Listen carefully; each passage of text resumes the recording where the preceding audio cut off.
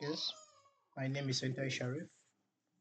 Our project title is TB detection using deep learning, and we are going to be looking at what we call the model architecture and analysis of our project.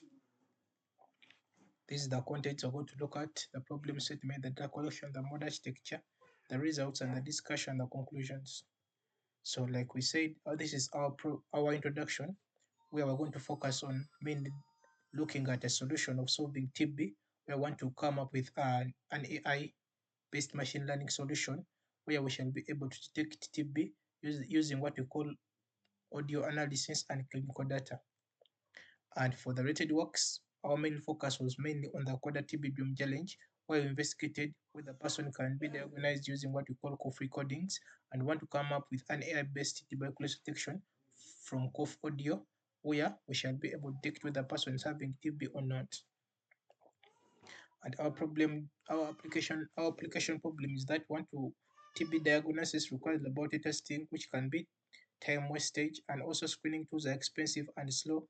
And another issue may look at they are inaccessible in some areas, for example, the rural areas where TB is most dominant.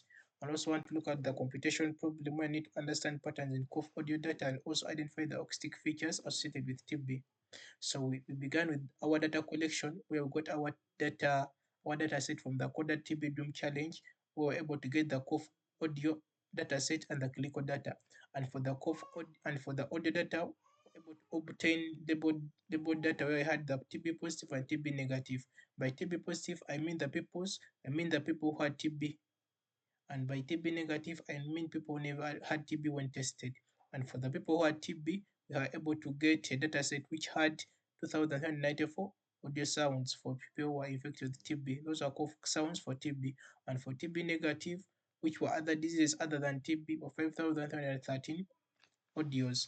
And we had also the clinical data set, which had the 15 clinical features, like you see here, the night sweats, the fever, the temperature, the heart rate, the weight, the sex, the cough duration. So those are the clinical features we're going to be using to train our model to predict the clinical to predict if the person is having TB or not using the clinical data. So our aim in simple terms, we want to come up with a late fusion model, which shall be a combination of the audio data and the clinical data so that it can be able to predict whether a person is having TB or not. And by doing so, why did we only focus on the audio data?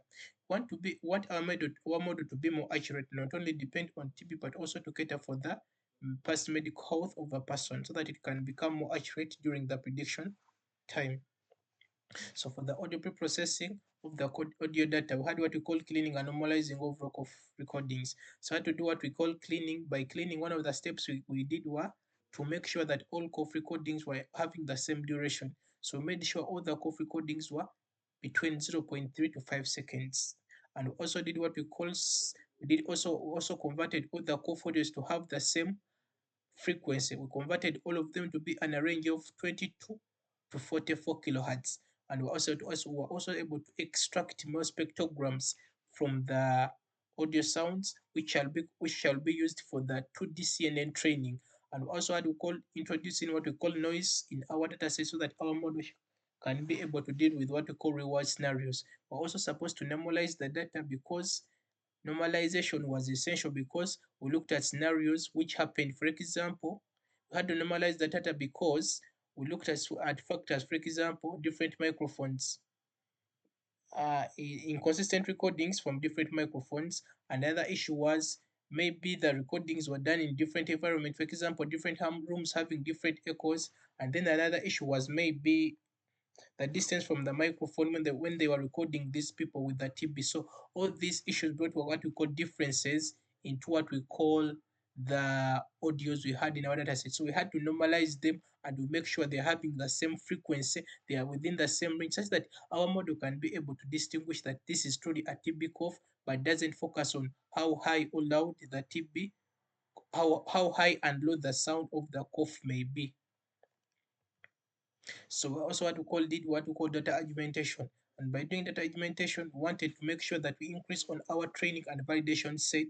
Like I said, we also did what we call introduced white noise into our data says that our model can be able to look at scenarios where a person maybe can record the audio in a noisy environment.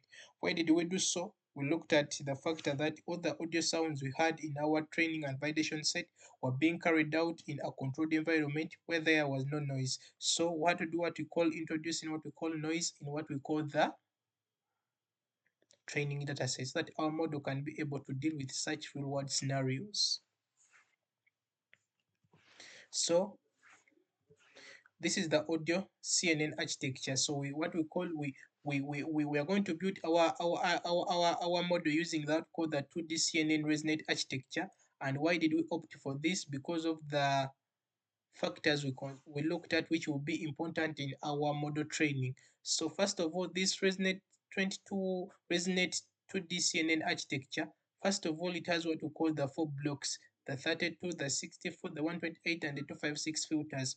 And in each block, different patterns are extracted from each COF recording. And as the model continues to train into deeper blocks, it also keeps focus on the first patterns it achieved in the first training block so that it doesn't forget them. So as it is continuing in deeper blocks, it keeps in mind that also these patterns were important in the first training. So I've also catered them when I'm going deeper into the training, so that I also cater for them so that the model doesn't forget such patterns it first trained with. That's why we opted for this 2DNSS architecture, because we are looking at our model being able to detect the spectral, the subtle frequencies. For example, how loud how loud the cough is, the different variations or changes in the cough sound. So that's why we're supposed to use a 2D CNN architecture. And for the and for the training results, when we trained our model, first of all, we used a technique which was called early stopping. And why did we use early stopping? Because we saw that a model can be training when it is not improving. So we use a technique of early stopping, where that a model is supposed to save the best model in each epoch. So if it saves the best model and then model performance doesn't increase in the next 10 epochs, the model training is supposed to save, and it saves that model in order to prevent our model from then going under fitting or generalizing. So it did what we call early stopping and stopped on 16 out of 50, and were able to obtain a model accuracy of 70%, and then the validation accuracy was 0.0048, which was very minimal, meaning that our model wasn't overfitting or generalizing. It was performing well on unseen data, and on the training data, it wasn't just memorizing, it was learning. So also had to train what we call the clinical model, and the XBoost model was the most accurate model of all the models trained. It had an accuracy of over 93%, the sensitivity of 84, and the F1 score of 85%. And for the clinical model, the most important features during model training, out of the 15 features, the top four were TB prior expulmonary height, TB prior weight, heart rate, and others as you see here.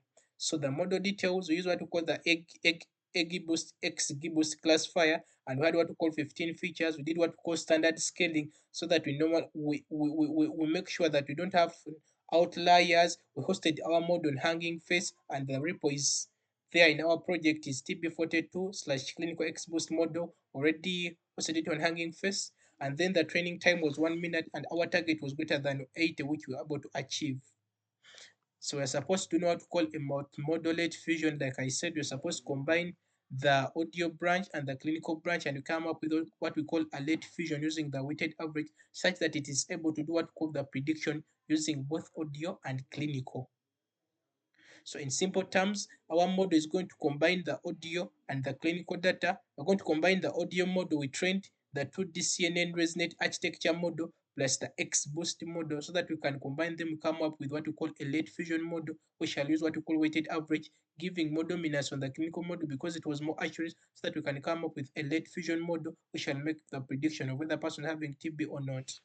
So in summary, this is the full pipeline where we had data collection, pre-processing, where we did normalization, like I said, also did argumentation with the ResNet 2D CNN architecture, XBoost for clinical data, and then we had what we call late fusion.